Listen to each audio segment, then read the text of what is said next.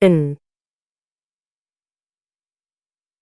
I'm Marissa Johnson, 35, and until last year, I thought I had the perfect marriage with my husband Ryan.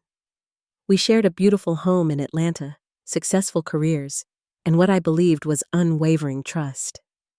That was until my expensive salon-quality conditioner started disappearing faster than it should. It seemed like such a small thing at first, but it unraveled a web of lies I never saw coming. Before I tell you how I discovered who was stealing my expensive conditioner and what I did about it, let me know where you're watching from and hit subscribe to join me for more true stories. Life with Ryan used to feel like everything had fallen perfectly into place. We met through mutual friends at a rooftop party in downtown Atlanta 8 years ago. I remember the night clearly. I was wearing a blue dress, and he couldn't take his eyes off me. After 2 years of dating, filled with romantic dinners, weekend getaways, and meeting each other's families, we tied the knot in a beautiful ceremony surrounded by 150 of our closest friends and family. Our life together in our suburban Atlanta home felt comfortable and secure. Ryan worked as a marketing executive for a large corporation, often putting in long hours and sometimes working weekends to impress his bosses. I built my career as an accountant at a respected firm, enjoying the satisfaction of balancing numbers and helping clients make sense of their finances. We both earned good money, which allowed us certain luxuries, though we were careful with our spending for the most part. Early in our marriage, we had several serious discussions about having children. Both of us agreed that we wanted to focus on our careers first, build our savings, and enjoy our time as a couple before taking that big step. It was a decision we revisited occasionally, but there was never any pressure from either side to change course. One of my few genuine indulgences was my self-care routine. Between long hours at the office and maintaining our home, I cherished the time I set aside for myself. My Sunday evening ritual became sacred. A long bath, a face mask, and washing my hair with special products that made me feel pampered and renewed for the week ahead. My friend Jenna, a professional hairstylist who owned a salon across town, had recommended an expensive salon-quality conditioner that worked wonders on my thick brown hair. It cost $60 a bottle, which seemed outrageous at first, but the results were undeniable. My hair had never looked so healthy or felt so soft. Ryan even commented on the difference, running his fingers through it appreciatively. "This stuff is magic," I told Jenna during one of my regular appointments. "Worth every penny." "Quality products make all the difference," she replied with a knowing smile. "Just use it sparingly. A little goes a long way." And I did use it sparingly. The bottle was meant to last 3 months with twice-weekly use. I was meticulous about how much I dispensed each time, always careful to get the most out of my investment. That's why I noticed when something seemed off. About 6 months into our marriage, I reached for the conditioner one Sunday evening and felt how light the bottle was. Holding it up to the bathroom light, I could see it was nearly empty, at least a month ahead of schedule. "That's strange," I muttered to myself, trying to remember if I'd been using more than usual. I hadn't changed my routine at all. 2 washes a week, a quarter-sized amount each time. The math didn't add up. I mentioned it casually to Ryan as he was watching football in the living room. "Hey, have you been using my expensive conditioner?" I asked, leaning against the doorframe. He barely looked up from the game. "What? No, why would I use your fancy hair stuff when I've got my own?" It was true. Ryan had his own products. Nothing fancy, just basic men's shampoo and conditioner that he picked up from the grocery store. He'd never shown any interest in my higher-end products before. "I don't know. It just seems to be disappearing faster than it should," I said with a shrug, trying to sound casual. "Maybe you're using more than you realize," he suggested, his attention still on the television. "Or maybe it's just not as good as you think it is." I let it go, assuming I must have been mistaken. Maybe I had been using more without noticing, or perhaps the product settled differently over time. Still, something about it nagged at me. Over the next few weeks, I began noticing other small oddities around the house. My favorite coffee mug would be in a different spot than where I left it.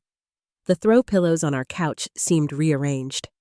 Once I could have sworn I smelled unfamiliar perfume in our bedroom. But when I mentioned it to Ryan, he laughed and said it was probably just the new air freshener he'd bought. "You're becoming quite the detective," he teased, kissing my forehead dismissively. "Maybe you should switch careers." His comment stung a little, making me feel foolish for paying attention to such small details. But I couldn't shake the feeling that something wasn't quite right in our home when I wasn't there. So, when my next bottle of conditioner arrived, delivered automatically through my subscription, I decided to pay closer attention. This time, I wasn't going to doubt myself or let Ryan dismiss my concerns. Something was happening in my home, and I was determined to find out what.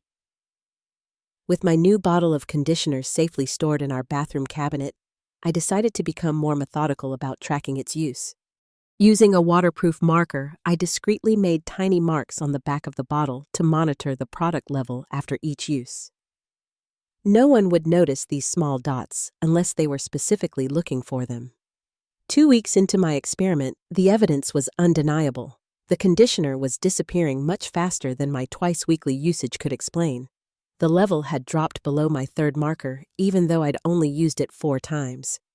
Someone else was definitely using my product when I wasn't home.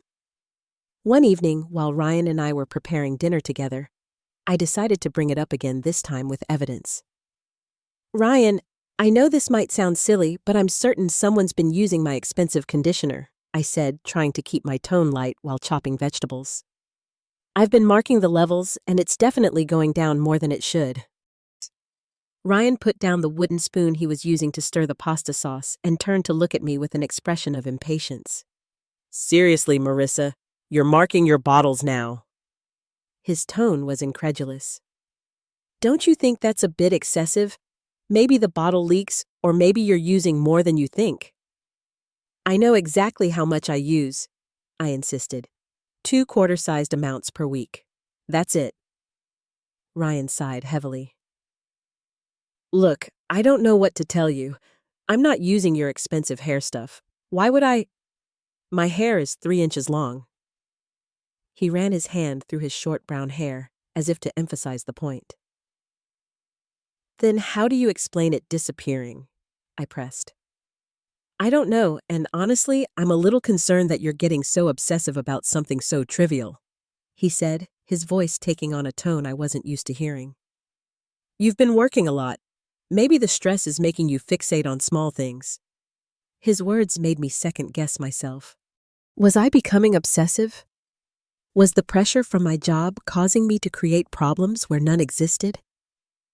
I had been working on a particularly demanding client account, often bringing work home and staying up late to meet deadlines. "Maybe you're right." I conceded, not wanting to create tension over something that might just be in my head. Ryan's expression softened as he wrapped an arm around my shoulders. "Why don't we plan a weekend away soon, just the 2 of us? You need to relax and disconnect from work for a while." The suggestion sounded nice, and I tried to push my concerns aside. But the doubt had taken root, and I couldn't completely shake it. The following week, I met Jenna for lunch at our favorite cafe. After catching up on her salon business and my work stress, I hesitantly brought up the conditioner mystery. "This is going to sound crazy," I prefaced, stirring my iced tea. "But I think someone's using my expensive conditioner when I'm not home." Instead of laughing or dismissing my concern, Jenna looked thoughtful. "Well, it's expensive stuff. Who has access to your house besides Ryan?" "No one," I said. "We don't have a cleaning service, and our families live out of state. The only person with a key is Ryan." "Could it be evaporating?" Jenna suggested. "Some products can lose volume if they're not sealed properly." "I've been super careful about closing it tightly," I replied. "And I've been tracking the levels. It's definitely being used." Jenna took a sip of her water. "Has Ryan been acting different lately? Any other strange things happening?" Her question caught me off guard. I hadn't connected the conditioner issue to any change in Ryan's behavior, but now that she mentioned it, there had been subtle shifts. "He has been working late more often," I said slowly, thinking out loud. "And he's had several weekend meetings with clients over the past month or so. That's unusual for him." Jenna nodded, but didn't comment further, allowing me space to process my thoughts. "I'm probably overreacting," I finally said. "Maybe I'll try measuring it more precisely. Then I'll know for sure if I'm just imagining things." "Trust your instincts, Marissa," Jenna said, reaching across the table to squeeze my hand. "If something feels off, it usually is." After our lunch, I stopped by a kitchen supply store and bought a small measuring cup. When I got home, I poured the remaining conditioner into it and recorded the exact amount, 6¼ ounces. I transferred it back to the original bottle and placed it in its usual spot in the shower caddy. Over the next week, I documented my usage precisely. After 7 days and 2 hair washes, I measured again. The remaining amount should have been 5¾ ounces. Instead, it was 4½ ounces. More than an ounce had disappeared without explanation. But that wasn't all I'd noticed. Twice that week, I'd come home to find the shower floor slightly damp, hours after either Ryan or I had used it in the morning. Once a towel that I was certain I had hung neatly was slightly askew. Small details that could be easily explained away, but together they formed a pattern that was becoming harder to ignore. Ryan's late nights at work were increasing. He'd come home smelling of cologne I didn't recognize, claiming a coworker had gotten a new fragrance that was overpowering the office. His weekend client meetings were becoming more frequent too. When I asked about them, his explanations were vague, lacking the specific details he usually shared about his work. The uneasy feeling in my stomach grew stronger each day. Either I was losing my grip on reality, or something was happening in my home when I wasn't there. Either way, I needed answers. As summer turned to fall, the changes in Ryan became more noticeable.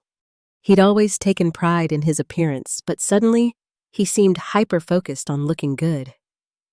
He bought new clothes without mentioning it to me, started using a different cologne, and even changed his haircut to a more stylish cut than his usual conservative style. "You look nice," I commented one morning as he was getting ready for work, applying more product to his hair than usual. "Special meeting today?" "Just trying to keep up with the younger guys at the office," he replied with a smile that didn't quite reach his eyes. "Image is everything in marketing, you know that." I nodded, watching him adjust his tie in the mirror. He caught my gaze and turned. "What?" he asked, a defensive edge to his voice. "Nothing," I said quickly.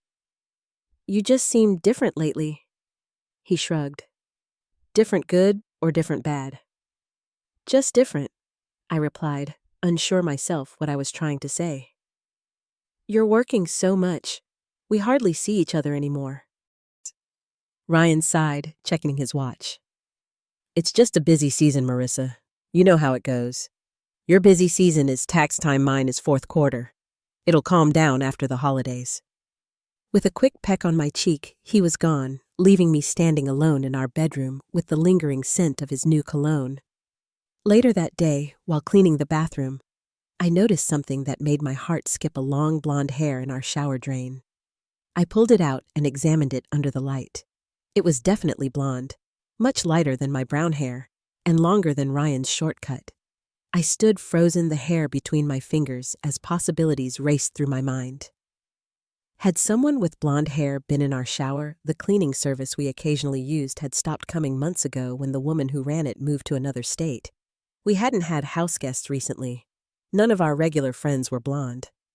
I tried to think of an innocent explanation. Maybe it had been stuck in Ryan's clothing and somehow ended up in the shower. But how would it get into the drain? The more I thought about it, the less sense any innocent explanation made. That evening, I checked our shared credit card statement online, something I did regularly as part of managing our household finances. What I found sent a chill through me. There were charges from restaurants on days when Ryan had told me he was working late at the office.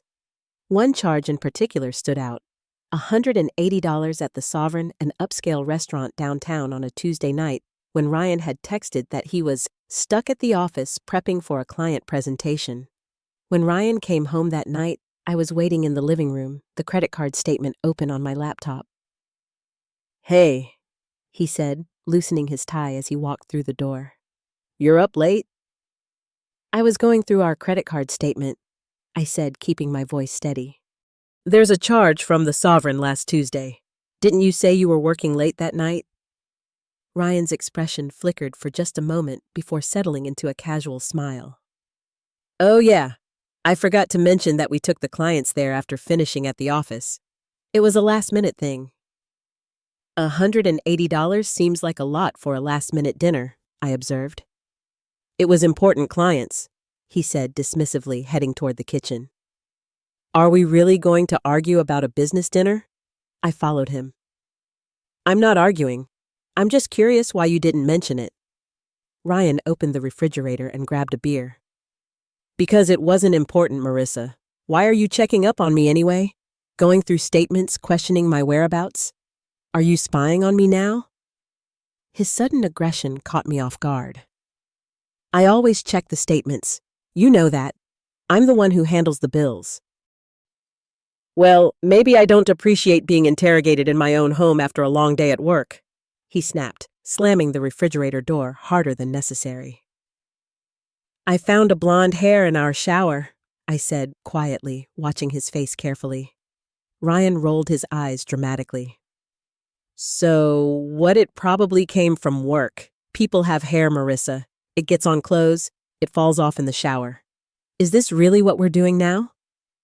Arguing about random hairs?" "You're the one who's getting defensive," I pointed out. "I'm just asking questions because things don't add up." "What doesn't add up is how paranoid you've become," Ryan shot back. "First the conditioner, now credit card statements and shower drains. What's next? Are you going to start following me to work?" Our argument escalated with Ryan eventually storming out of the kitchen and spending the night in the guest room.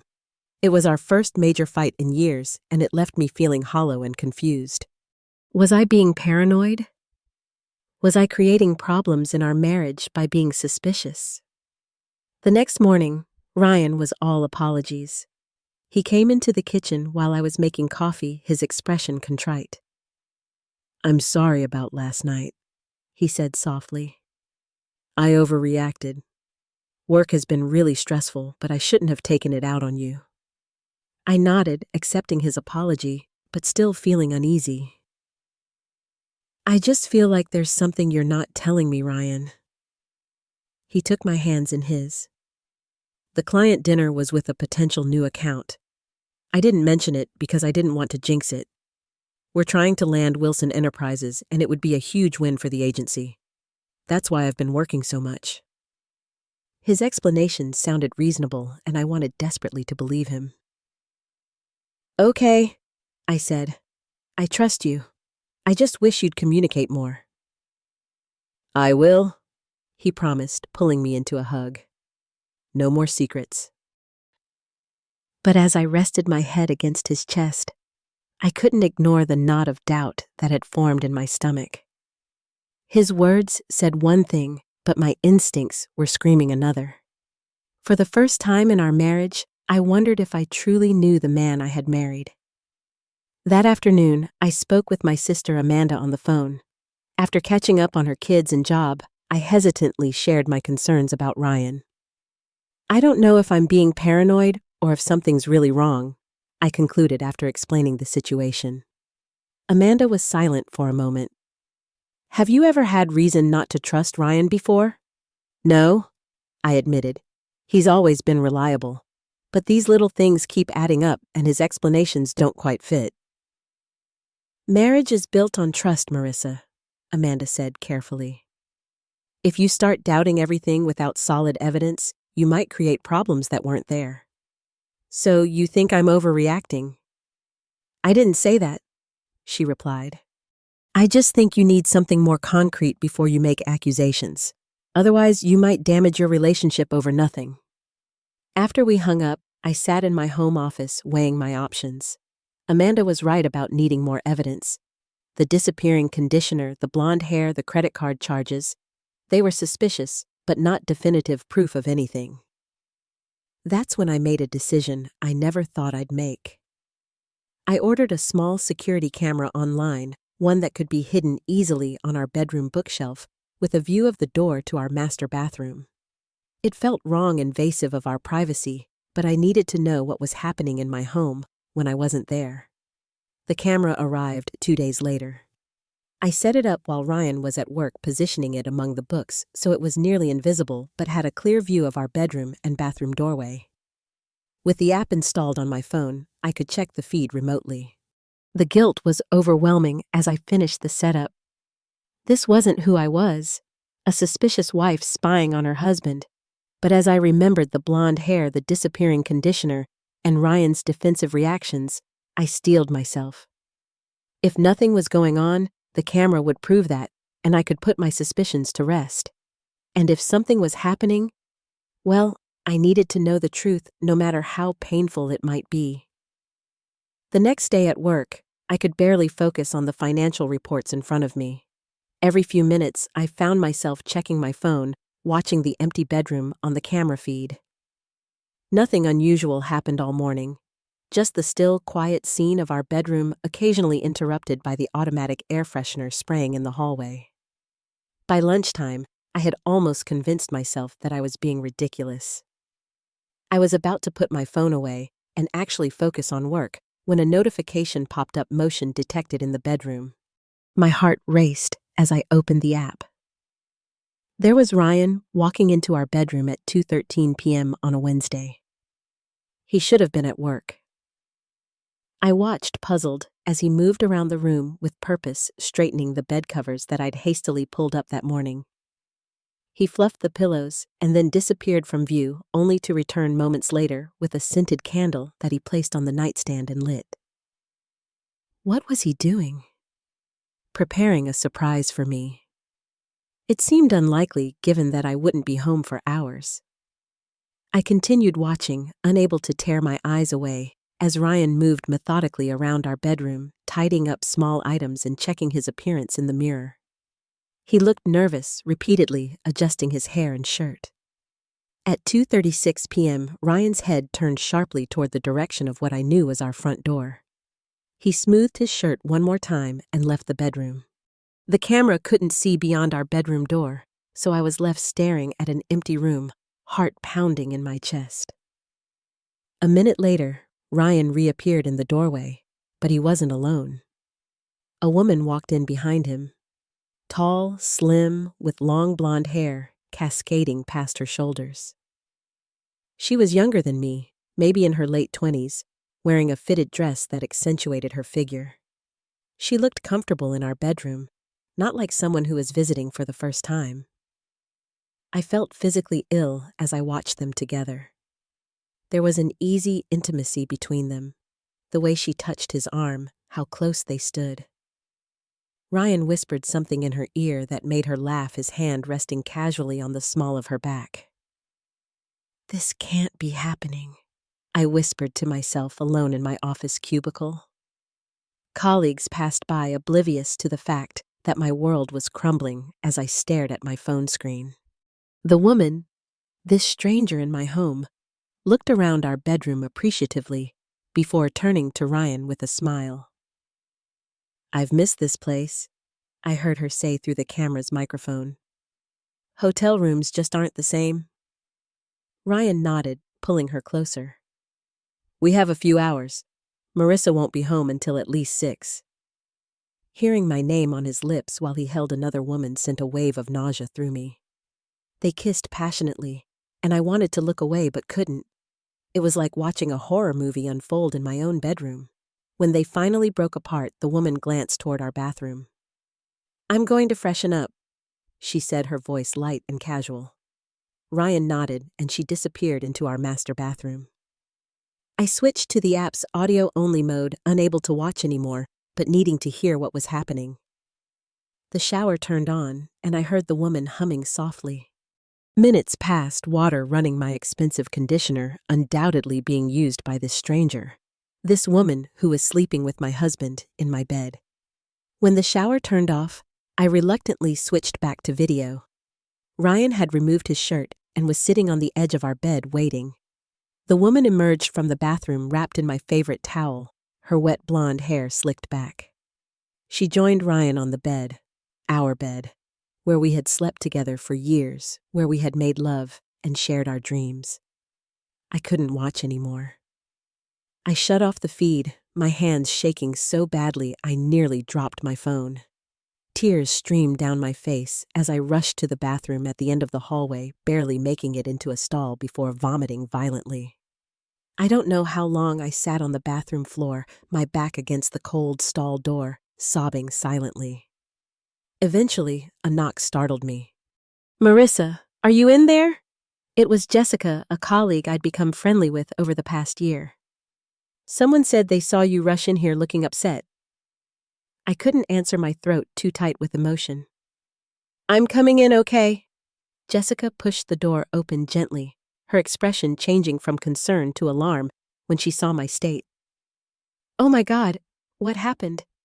Are you sick?" "My husband," I managed to choke out. "He's cheating on me. I just saw them in our bed." Jessica knelt beside me, her arm around my shoulders. "Oh, Marissa, I'm so sorry." She didn't ask for details, didn't question how I knew. She simply offered comfort as I fell apart. Eventually, Jessica helped me clean up and took me to a coffee shop across from our office building. Away from curious colleagues, I told her everything: the disappearing conditioner, the blonde hairs, the camera, and what I'd just witnessed.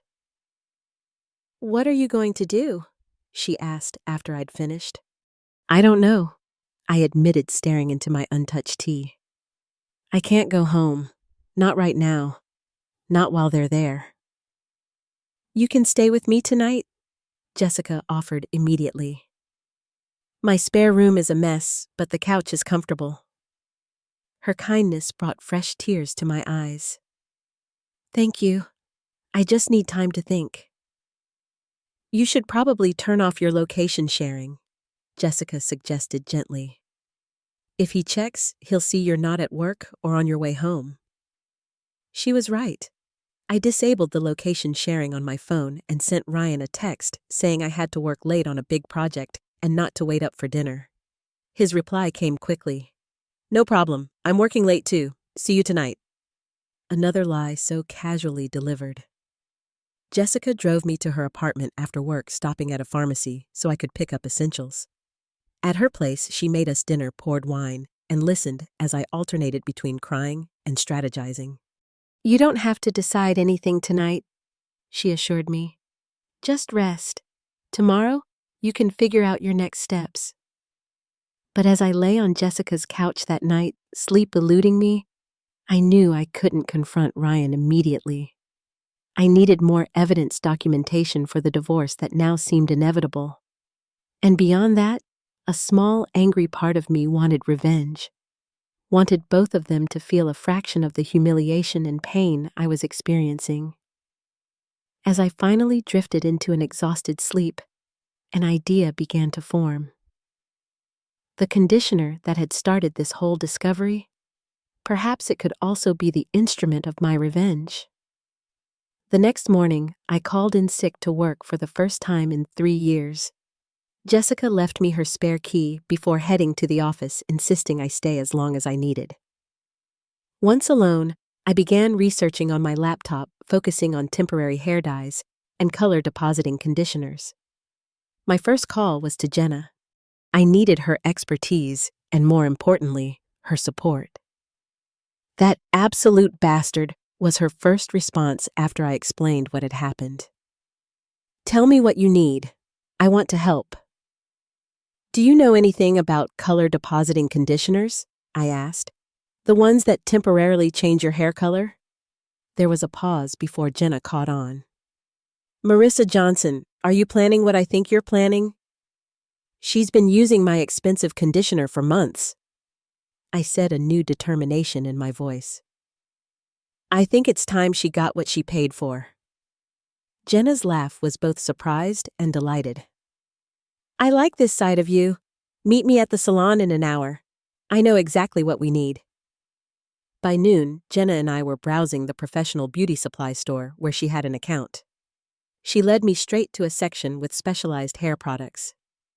These are professional-grade color depositing conditioners, she explained, picking up a bright blue bottle.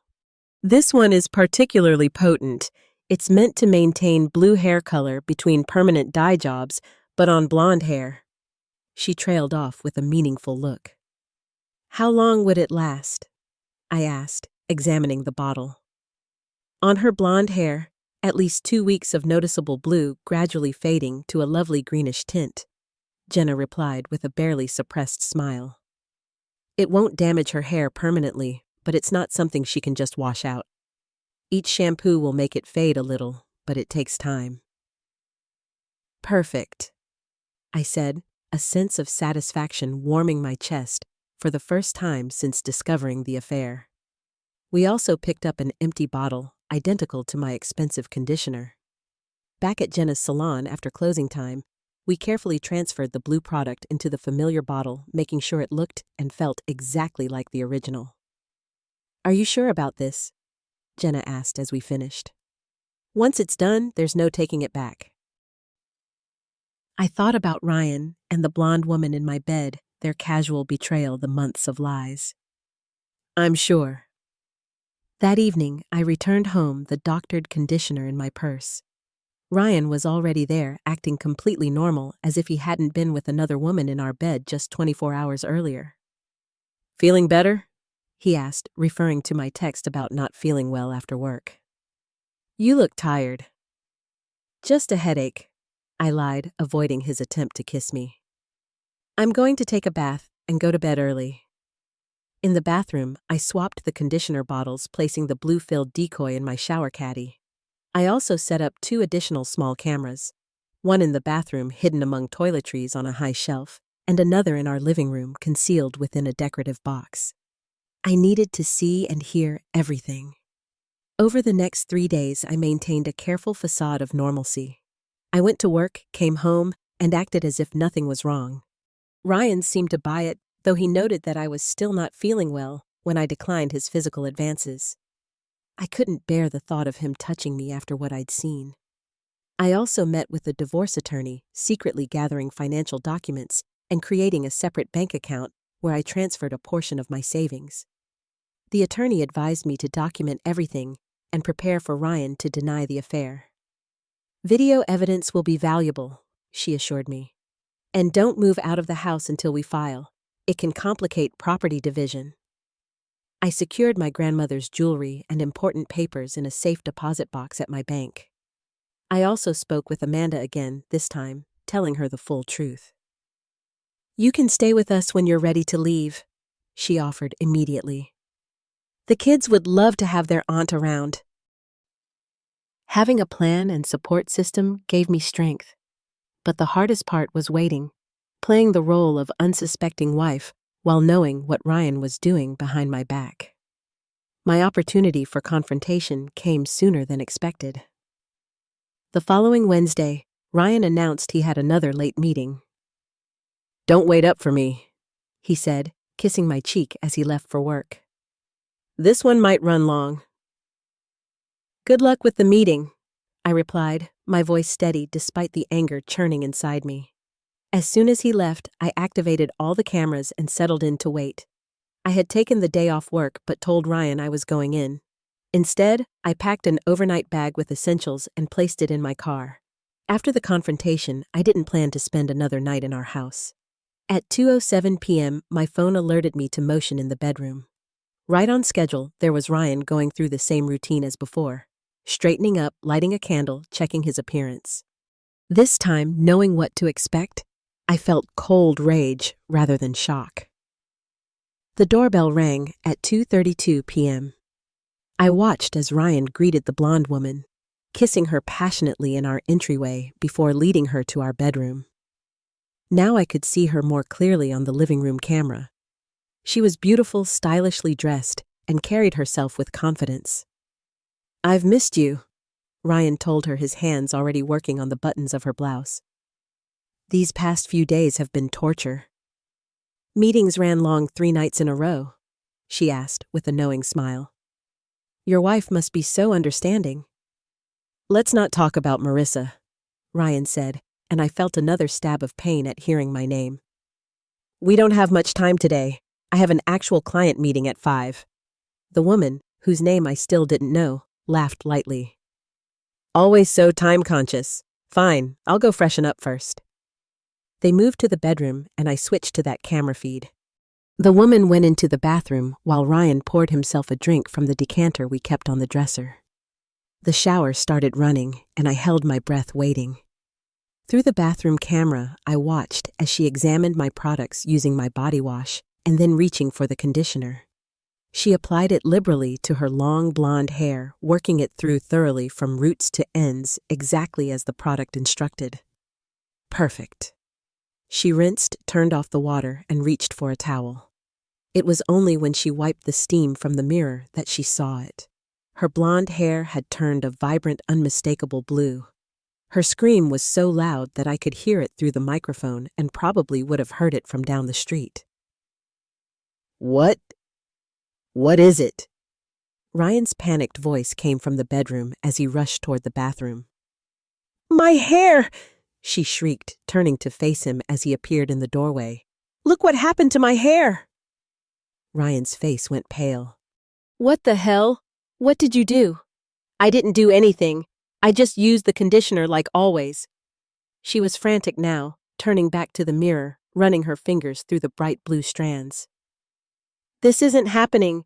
I have a client presentation tomorrow. Let me see the bottle, Ryan demanded, grabbing the conditioner from the shower. He examined it, opened it, smelled it. This isn't right. It's been tampered with.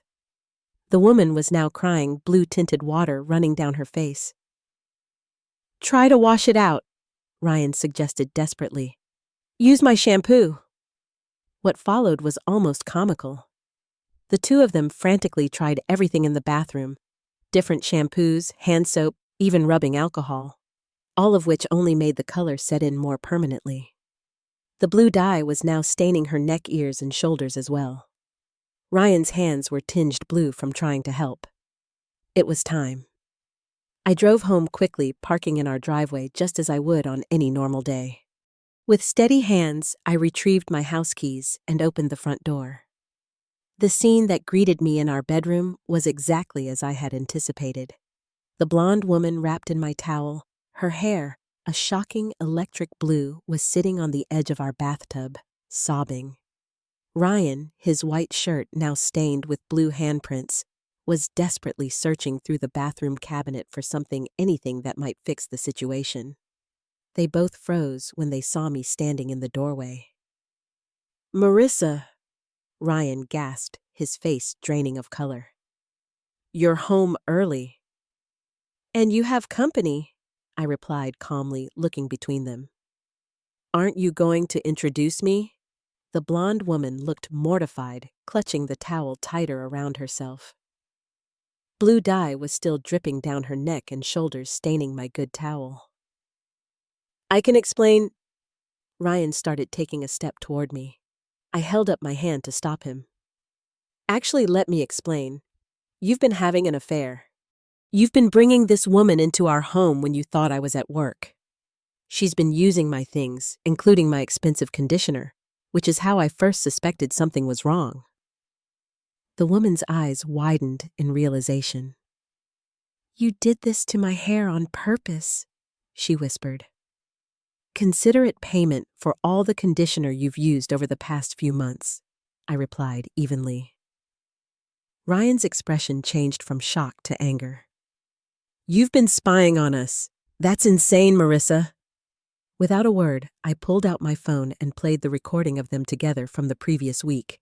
Their voices filled the room. We have a few hours. Marissa won't be home until at least 6. And her response. I've missed this place. Hotel rooms just aren't the same. Ryan's face crumpled. Turn that off. No, I said firmly. I think we should all hear exactly what's been going on in my home behind my back. The blonde woman, still clutching the towel, looked desperately between Ryan and the door, clearly wanting to escape, but unwilling to run out half-naked with blue hair. "How long has this been going on?" I asked, my voice steady despite the churning emotions inside me. Ryan remained silent, but the woman spoke up, surprising me. 6 months, she said quietly. "I'm Stephanie. I worked as his assistant." 6 months. Half a year of lies of Ryan coming home to me after being with her. "Stephanie, I suggest you get dressed and leave," I said coolly.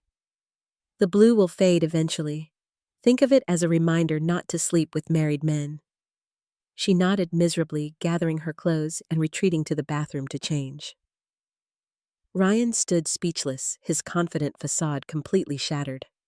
When Stephanie emerged fully dressed, but with unmistakably blue hair, she slipped past me without meeting my eyes. "I'm sorry," she mumbled as she fled through the front door. Alone with Ryan, I felt a strange calm settle over me. I had imagined this confrontation countless times over the past few days, but now that it was happening, I felt more in control than I had in months. "Marissa, please," Ryan began, his voice breaking. "It didn't mean anything. It was just physical. I still love you." I laughed, the sound hollow even to my own ears. "If you loved me, you wouldn't have brought another woman into our bed. You wouldn't have lied to me for 6 months." "I made a mistake," he pleaded. "We can work through this. Go to counseling, rebuild trust." "There's nothing to rebuild," I replied, pulling a folder from my bag and placing it on the bed between us. "These are divorce papers. My attorney drew them up yesterday." Ryan stared at the folder as if it might bite him. "You're not serious. You can't throw away 7 years of marriage over one mistake." 6 months of lying and cheating isn't one mistake," I corrected him. "It's hundreds of choices you made every day to betray me. And now I'm making my choice." "Where will you go?" he asked, his voice small. "That's not your concern anymore," I said, picking up the bag I'd packed earlier. "You have until the end of the week to find somewhere else to live. I'm keeping the house until it sells. Marissa, please." Ryan reached for my arm, but I stepped back. "Don't do this. I'll do anything." Looking at him, this man I had loved and trusted, whose betrayal had been so complete, I felt a surprising wave of pity. The sad thing is, Ryan, I might have forgiven a one-time mistake, but you brought her into our home. You let her use my things, sleep in our bed. You planned and calculated and lied for months. That's not something I can move past." With those final words, I walked out, leaving Ryan standing in our bedroom, surrounded by the evidence of his betrayal. As I got into my car, I felt a weight lift from my shoulders. The truth was finally out, and while the road ahead would be difficult, at least it would be honest. The first night away from what had been my home for 7 years was surreal. I stayed with Jessica, who opened a bottle of wine, and listened as I recounted the confrontation. "I wish I could have seen her face when she realized her hair was blue," Jessica said, refilling my glass. "You're my hero, you know that?" Despite everything, I found myself laughing. It was pretty spectacular. The blue really brought out her eyes. That small moment of levity was the first of many healing moments to come, though the process wasn't quick or easy. Ryan moved out 3 days later, taking only his personal belongings and leaving me with our shared home. He called repeatedly in the first week, alternating between apologies, pleas for reconciliation, and anger at what he called my overreaction. I blocked his number after the 7th call. With Ryan gone, the house felt both empty and somehow lighter. I slept in the guest room, unable to return to the bed we had shared. Within a month, I had replaced the mattress bedding and most of the furniture in the master bedroom, reclaiming the space as my own. The divorce proceedings began, and to my surprise, Ryan didn't contest anything. Perhaps the shame of having his infidelity documented so thoroughly made him more agreeable. Or maybe, as my attorney suggested, he knew he had no grounds to fight. My support system rallied around me in ways I hadn't expected. Jenna came over regularly sometimes just to sit with me when I didn't want to be alone. Jessica introduced me to her friend group who welcomed me warmly and never pressed for details about my failed marriage. And Amanda visited monthly from out of state, bringing her children, who provided welcome distraction with their energy and innocence. Through a mutual friend, I learned that Stephanie wasn't the first woman Ryan had been with during our marriage. There had been at least 2 others that this friend knew of. Information that, while painful, confirmed that I'd made the right decision in leaving. Therapy became my anchor during this time. My therapist helped me process the betrayal and understand that Ryan's infidelity wasn't a reflection of my worth. Some people cheat because of their own emptiness, she told me. It rarely has anything to do with their partner. 4 months after moving out, I decided to sell the house. Too many memories lived within those walls, and I was ready for a fresh start. The real estate market was strong, and the house sold within weeks for above asking price. With my share of the proceeds, I purchased a modern 1-bedroom apartment in a vibrant part of town I'd always loved, but Ryan had thought was too urban. The process of decorating it exactly as I wanted, without compromising for anyone else's taste, was unexpectedly therapeutic. I painted one wall a bold teal, installed open shelving in the kitchen, and splurged on the plush sectional sofa I'd always wanted. Every choice was mine alone, and that freedom was intoxicating. After years of compromise, 6 months after the blue conditioner incident, my divorce was finalized. I celebrated with Jenna, Jessica, and a few other close friends at a rooftop bar overlooking the city. As we toasted with champagne, I realized I was smiling genuinely for the first time in months. "To new beginnings," Jenna said, raising her glass. "And to expensive conditioner," Jessica added with a wink, making everyone laugh. That night marked a turning point. The pain hadn't disappeared completely. I doubted it ever would, but it had transformed into something manageable, something that no longer defined my days. I started dating again a few months later, cautiously at first. A coffee date here, a dinner there. I was surprised to find that there were kind, honest men out there who valued communication and respect. Even more surprising was realizing that I wasn't broken. I could still trust, still open my heart, albeit with new boundaries firmly in place. My career flourished too. Without the emotional drain of suspicion and betrayal, I found new energy for my work. I earned a promotion, took on more challenging clients, and even began mentoring younger accountants at the firm. Looking back from the vantage point of 1 year later, the transformation in my life was remarkable. The woman who had obsessively marked conditioner bottles and hidden cameras now lived openly and honestly. The pain of betrayal had forged me into someone stronger, more self-aware, and paradoxically more capable of authentic connection. I reconnected with friends Ryan had subtly isolated me from over the years. People he'd claimed were bad influences or didn't like him. With hindsight, I realized these were friends who might have seen through his facade, who might have warned me if we'd stayed close. One ordinary Tuesday evening, as I was unpacking groceries in my apartment, I found myself humming along to the music playing from my speakers. A simple moment, but significant. I was happy, genuinely content in my solitude, no longer defined by Ryan's betrayal or the end of my marriage. That night, I finally threw away the last bottle of that expensive conditioner I'd been hanging on to. I'd found a new brand I liked better.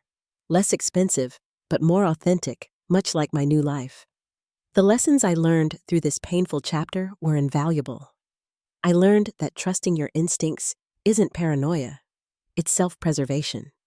I learned that sometimes the smallest discrepancies, like disappearing conditioner, can reveal the largest truths. Most importantly, I learned that losing what I thought was essential to my happiness actually freed me to discover what truly makes me happy. If there's one thing I want to share from my experience, it's this: pay attention to the small inconsistencies in your life. They're often trying to tell you something important, and when your trust is violated, remember that it's not a reflection of your worth, but of the other person's character. My life now isn't perfect, but it's authentically mine. Every decision, every success, every mistake belongs to me alone. And there's a profound freedom in that ownership that I never knew existed when I was trying to maintain the facade of a perfect marriage. These days, I keep my new conditioner on a shelf where only I can reach it. It's a small daily reminder that I set the boundaries in my life now that I protect what's mine, and that I'll never again ignore my instincts when they tell me something isn't right. Have you ever discovered a betrayal through an unexpected small detail? Share your story in the comments below. If this resonated with you, please hit the like button and subscribe to hear more true stories about overcoming betrayal and finding strength. Thank you for listening, and remember, sometimes losing what you thought you wanted is the pathway to finding what you truly need.